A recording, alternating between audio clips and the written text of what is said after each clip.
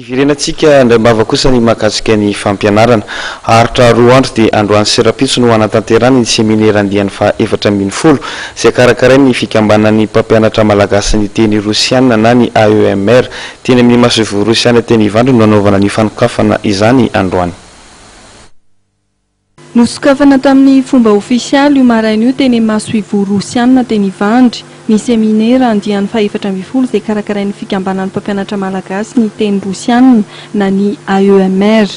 Miezaka ny mpampianatra teny Rosiana manerana Madagasikara amin'izao fiaonan'izy ireo izao, mandinika ny fomba fampianarana sy ny filain'ny mpianatra manoloana ny fandrosoan'ny fampianarana na eto Madagasikara izany na ny ivelany.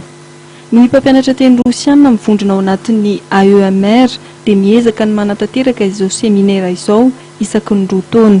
Araka ny mahazatra izay mahafantatra ny fikambanan'ny mpampianatra teny Rosiana dia isaky ny 2 taona miezaka izahay mihaona no mpampianatra eran'Nosy mba hijerena hoe aiza ho aiza ny fandrosin'ilay fampianarana.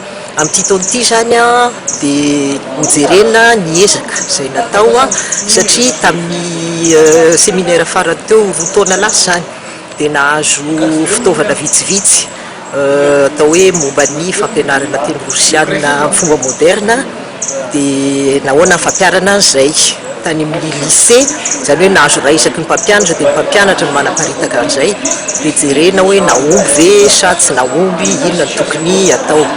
Dia raha teo koa tamin'ny herintaona no nelanelan'ny seminaire anankiroa zany nisy an'ilay hoe fond Roskimir izay nanomianay fitaovana dia natonga anay nalokatra ao amin'ny université n'Antananarivo en faculté des lettres le hoe centre Roskimir adika hoe le monde russe dia misy fitaovana vitsivitsy keo zany boky zany tena betsaka dia azon'ny mpianatra hanovozana fahalalana dia hanao évaluation zany jerena hoe naomby tsy naomby inona ny mbola tokony atao iza ny mila inona hoentina makaiza zavatra ohatran'izay zany dia tanjona atao amin'ity taona ity. Dia rehefa avy eo moa zany misy ny hoe assemblée générale dia jerena indray izy ny mitondra ny fikambanana amin'ny tanjona manaraka. Ny filohan'ny université an'Antananarivo Andriamatoa Panjara Manuel raha nandray fitenenana dia nanamafy fa efa miantra eny amin'ny université amin'izao fotoana izao ny rafitra licence master doctorat na ny LMD ka mila fahaiza-mandrindra izany. Ka ny fotoana tahaka izao dia mety tsara iresahana izany. Ho an'ny ambasadorony Rosia kosa dia nanoritsoritra ny ezaka vita teo amin'ny fiaraha-miasan'ny Madagasikara sy Rosia ny tenany, indrindra eo amin'ny lafin'ny fampianarana ny teny Rosiana.